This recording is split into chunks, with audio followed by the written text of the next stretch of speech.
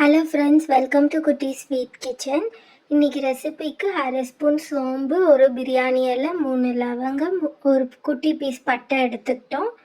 இந்த மாதிரி ஒரு பெரிய வெங்காயத்தை நான் இந்த மாதிரி நீட்டு ஸ்லைஸாக அரிஞ்சிருக்கேன். கட் பண்ணி வச்சுக்கோங்க. அந்த மாதிரி 2 தக்காளியை இந்த மாதிரி கட் பண்ணி நம்ம அரைச்சிக்கலாம் பேஸ்ட்டாக. இந்த மாதிரி அரைச்சி போட்டால் அது ஒரு தனி டேஸ்ட் மஷ்ரூம் கிரேவிக்கு. இந்த மாதிரி அரைச்சாச்சு. இப்போ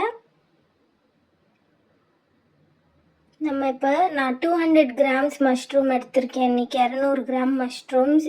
இதில் நிறைய மண்ணெல்லாம் இருக்கும். கொஞ்சம் நல்லா வாஷ் பண்ணிக்கோங்க. 2 to 3 டைம்ஸ் நல்லா இந்த மாதிரி வாஷ் பண்ணிக்கோங்க.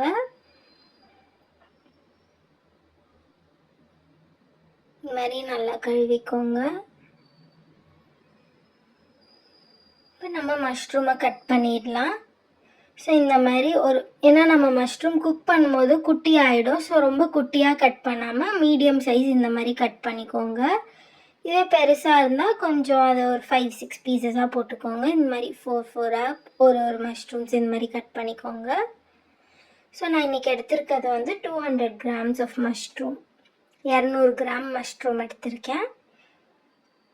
ஸோ ஃபைனலாக நம்ம எல்லாத்தையும் கட் பண்ணியாச்சு. இப்போ ஒரு தனி கடாயில் ஆயில் போட்டுக்கோங்க. ஆயில் நல்லா சூடானதும் நம்ம முன்னாடியே எடுத்து வச்சுருந்தோம் இல்லையா, லவங்கம், பட்டை, சோம்பு, பிரியாணி இலை, இது எல்லாத்தையும் போட்டுடலாம். நம்ம இப்போ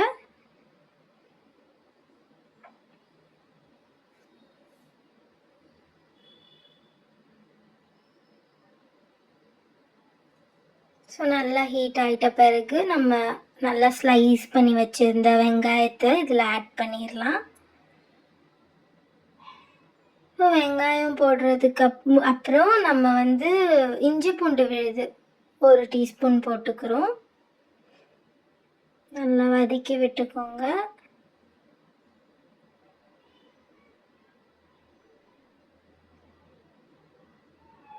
ஸோ இப்படி வதக்கி விட்டுட்டு அதுக்கப்புறம் நம்ம ஜிஞ்சர் கார்லிக் பேஸ்ட் நான் சொன்னேன் இல்லையா, இஞ்சி பூண்டு விழுது போட்டுக்கோங்க. நல்லா இப்போ சாட் பண்ணிக்கோங்க. நல்லா வதக்கி விட்டாச்சா. இப்போ நல்லா வாசனை வரும். வதக்கி விடும் போதே இது நல்ல ஃப்ளேவர் தரும் கிரேவிக்கு. ஸோ இப்போ இதை நல்லா ரெட்டிஷ் ப்ரௌன் நல்லா செவக்க வதங்கிட்ட பிறகு நம்ம தக்காளி ஆட் பண்ணிடலாம். இந்த மாதிரி ஆகணும். ஸோ இந்த ஸ்டேஜில் நம்ம அரைச்சி வச்சிருந்த தக்காளியை ஆட் பண்ணிக்கலாம்.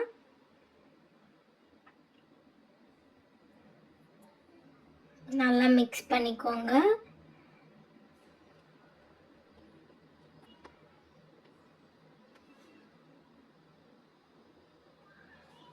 இப்போ நம்ம உப்பு தேவையான அளவு போட்டுக்கோங்க.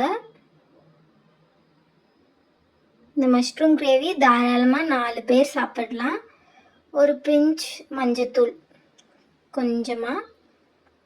ஸோ ஒரு ஃபியூ மினிட்ஸ் இதோட பச்சை வாடெல்லாம் கொஞ்சம் போகட்டும். ஸோ கொஞ்சம் 2-3 மினிட்ஸ், ஒரு 2-3 நிமிஷம் கொஞ்சம் குக் ஆகட்டும்.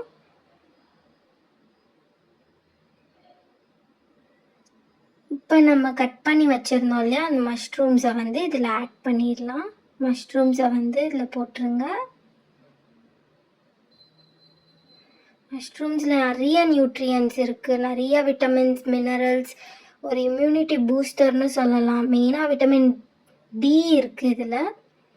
ஸோ போன் அதாவது எலும்பு பிரச்சனைக்கெலாம் ரொம்ப நல்லது. அப்புறம் ஃபேட்டே கிடையாது, கொலஸ்ட்ரால் ப்ராப்ளம்க்கும் இது சாப்பிடலாம். ஸோ மூடி போட்டு ஒரு 5 மினிட்ஸ் மூடி விட்டுருங்க. இப்போ ஓப்பன் பண்ணி பார்த்தா நல்லா வந்துருச்சு. பார்த்திங்கன்னா தண்ணி விட்டுருக்கோம் மஷ்ரூம். ஸோ நீங்கள் ஒரு 1/2 கப் தண்ணி ஊற்றிக்கோங்க. நிறைய தண்ணி விட வேணாம், ஏன்னா ஆல்ரெடி அதில் தண்ணி விட்டுருக்கோம். ஸோ இப்போ நல்லா மிக்ஸ் பண்ணி விட்டுக்கோங்க. இப்போ நம்ம 1 டீஸ்பூன் மிளகாய்த்தூள் போட்டுக்கிறோம். அதுக்கப்புறம் 1 டீஸ்பூன் கரம் மசாலா போட்டுக்கோங்க.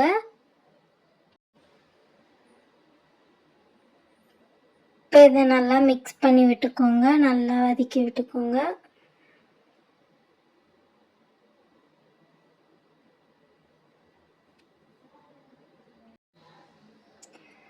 ஒரு 5 மினிட்ஸ் கொஞ்சம் பச்சை ஸ்மெல்லாம் போகட்டும், நல்லா குக் ஆகிக்கிட்டோம். இது வந்து அனீமியா, அதாவது பெண்களுக்கு நிறைய இப்போ ஹீமோகுளோபின் லெவல் ரொம்ப லோ ஆகுதுன்னு சொல்கிறாங்களா, அதுக்கு கூட ஹெல்ப் பண்ணும் மஷ்ரூம். ஸோ இப்போ நம்ம கொத்தமல்லி போட்டுக்கலாம். இன்னும் கொஞ்சம் தண்ணியாக இருக்குல்ல, கொஞ்சம் நேரம் ஒரு ஃபியூ மினிட்ஸ் 2 மினிட்ஸ் நீங்கள் வச்சிங்கன்னா தண்ணியெல்லாம் கொஞ்சம் ட்ரை ஆகி கொஞ்சம் கிரேவி கன்சிஸ்டன்சிக்கு திக் ஆகிடும். ஸோ ஒரு 2 மினிட்ஸ், இன்னும் 2 மினிட்ஸில் மஷ்ரூம் கிரேவி ரெடி ஆகிடும். இது ஒரு சிம்பிள் ஈஸி ரெசிபி தான், ஈஸியாக பண்ணிடலாம். கிரேவின்றது ஒரு பெரிய ப்ராசஸே கிடையாது. ஸோ இதை நீங்கள் வீட்டில் செஞ்சு பார்த்துட்டு உங்கள் ரிவ்யூஸை சொல்லுங்கள். பார்த்தீங்களா இப்போ எவ்வளோ திக் ஆகிடுச்சு. அவ்வளோதான், இப்போ ஸ்டவ்வை ஆஃப் பண்ணிவிடுங்க. நீங்கள் ஏதாவது கமெண்ட் பண்ணணுன்னாலும் எதுனாலும் உங்களுடைய ரிவ்யூஸை கமெண்ட் செக்ஷனில் சொல்லலாம். இதை வீட்டில் ட்ரை பண்ணி பார்த்துட்டு உங்களுக்கு சொல்லுங்கள். பிடிச்சிருந்தா like, share and subscribe. Thank you.